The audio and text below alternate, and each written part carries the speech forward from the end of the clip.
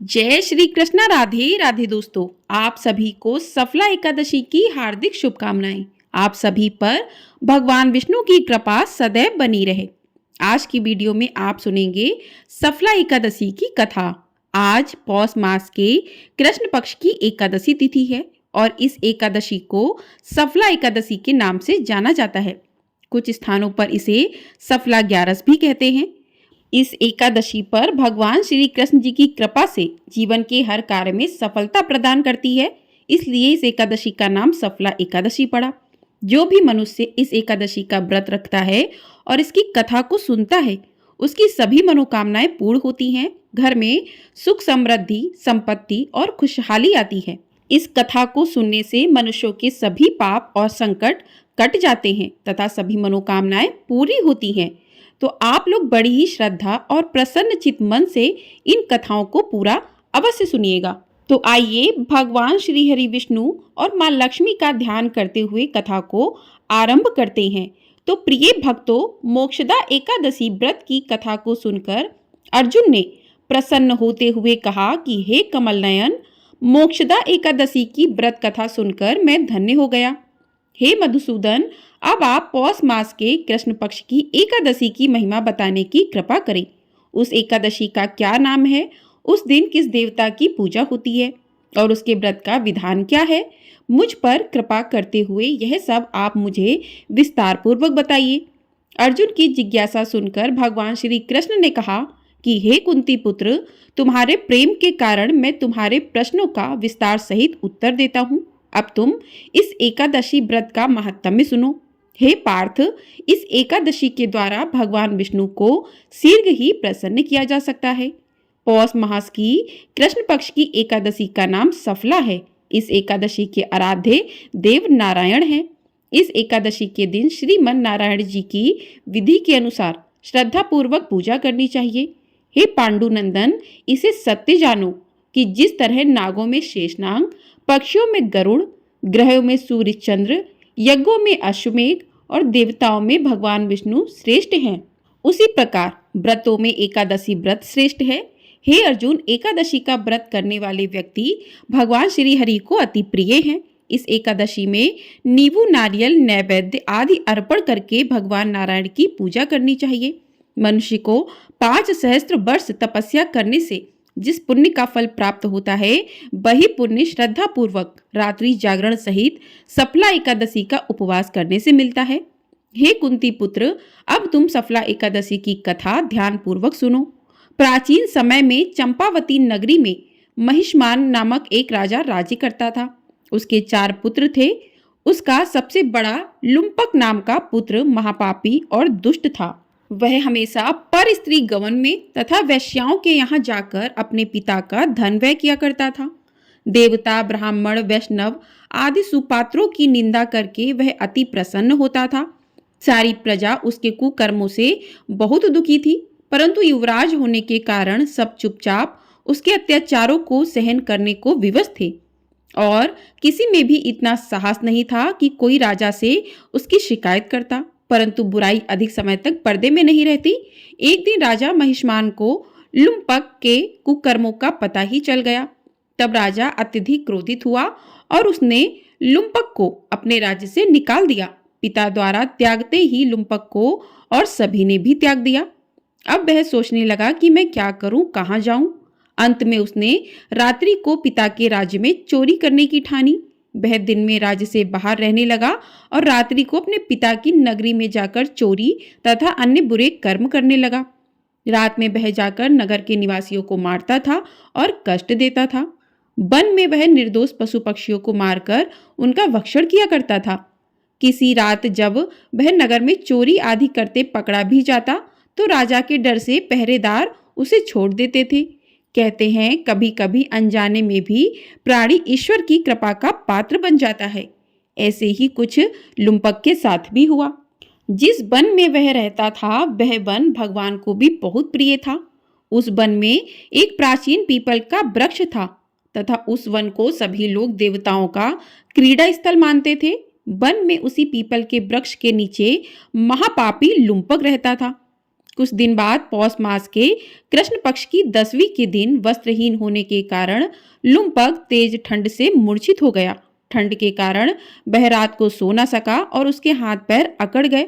वह रात बड़ी कठिनता से बीती, किंतु सूर्य के उदय होने पर भी उसकी मूर्छा नहीं टूटी। वह ज्यों का त्यों पड़ा रहा। सफला एकादशी की दोपहर तक वह पापी मूर्छित ही पड़ा रहा।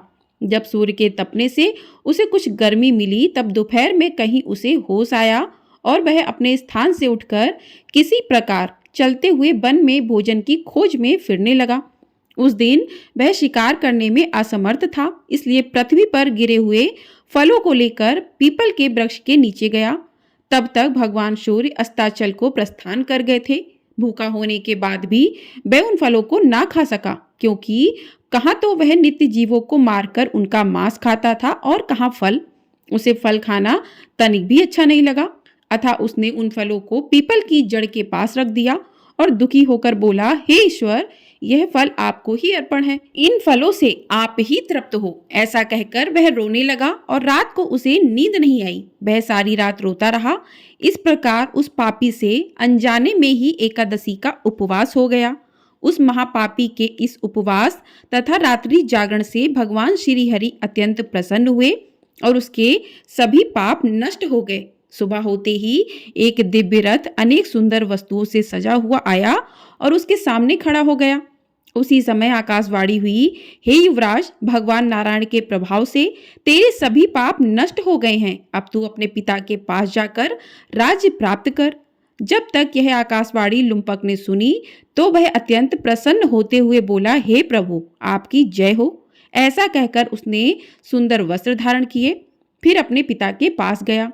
पिता के पास पहुंचकर उसने सारी कथा पिता को सुनाई। पुत्र के मुख से सारा वृत्तांत सुनने के बाद पिता ने अपना सारा राज्य तत्क्षण ही पुत्र को सौंप दिया और स्वयं वन में चला गया। अब लुम्पक शास्त्रानुसार राज्य करने लगा। उसकी स्त्री, पुत्र आदि भी श्री विष्णु के परम भक्त बन गए।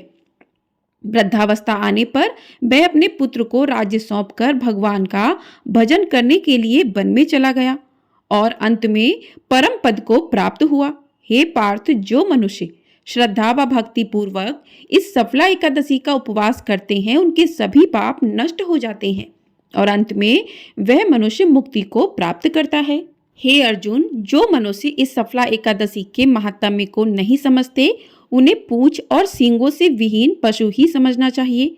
सफला एकादशी के महात्म्य को पढ़ने अथवा श्रवण करने से प्राणी को राजसूय यज्ञ के समान फल प्राप्त होता है। सफला एकादशी की कथा हमें भगवान के अति कृपालु होने का भान कराती है। यदि कोई मनुष्य अज्ञानवश भी प्रभु का स्मरण करे तो उसे पूर्ण फल की प्राप्ति होती है। यदि मनुष्य निश्चल भाव से अपने पापों की क्षमा मांगे तो भगवान उसके बड़े से बड़े पापों को भी क्षमा कर देते हैं। लुम्पक जैसा महापापी भी भगवान श्री हरि की कृपा से वैकुंठ का अधिकारी बना।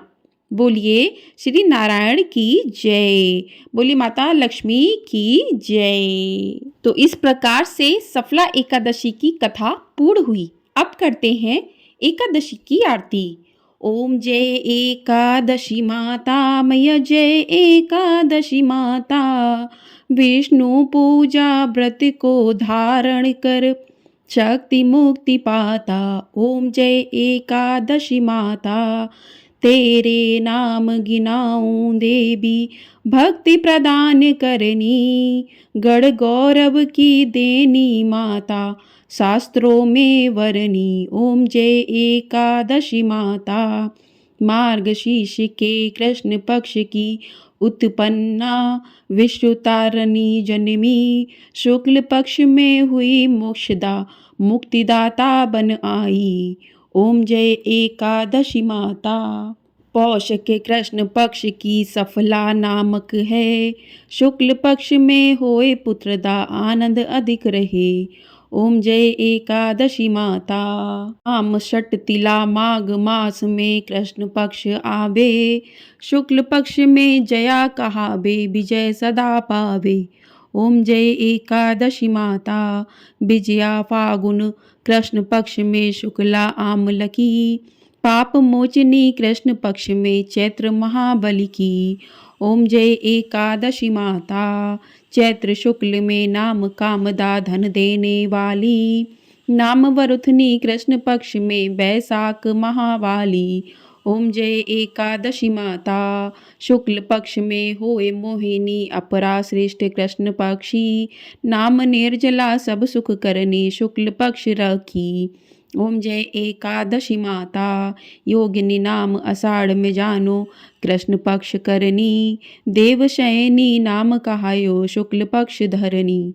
ओम जय एकादशी माता, कामिका श्रावण मास में आवे, कृष्ण पक्ष कहिए, श्रावण शुक्ला होए पवित्रता, आनंद से रहिए।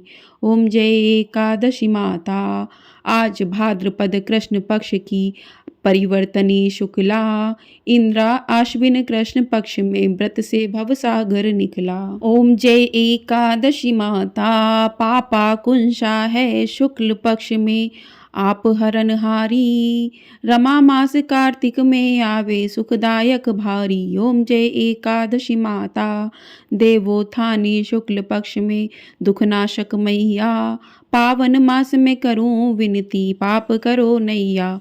ओम जय एकादशी माता, परमा कृष्ण पक्ष में होती जन्मंगल करनी, शुक्ल मास में होए पद्मिनी, दुख दरिद्र हरनी। ओम जय एकादशी माता, जो कोई आरती एकादशी की भक्ति सहित गावे, जन गुरुदिता स्वर्ग का वासा निश्चय ही पावे। ओम जय एकादशी माता। बोलिए एकादशी मैया की जय। बोलिए श्री लक्ष्मी नारायण भगवान की जय। बोलिए माता लक्ष्मी की जय।